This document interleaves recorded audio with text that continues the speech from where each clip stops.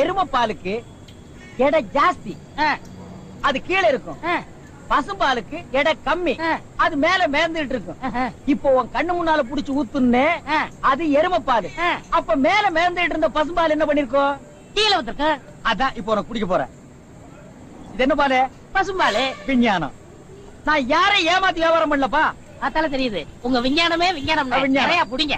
அதுவும் விஞ்ஞானம் தான்.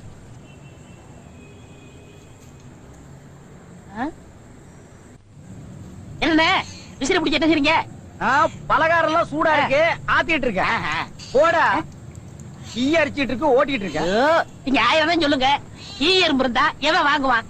அட, நம்ம கடை பலகாரம் சுத்தமான சர்க்கரையிலையும் சுத்தமான நெய்யிலையும் செஞ்சதுன்னு ஈ எறும்புக்கு தெரியுது. இந்த ஊர் ஜனங்களுக்கு தெரியலையாடா? தெரிய வைக்கணும். எப்படி ஈ எறும்பு ஓட்டணும்?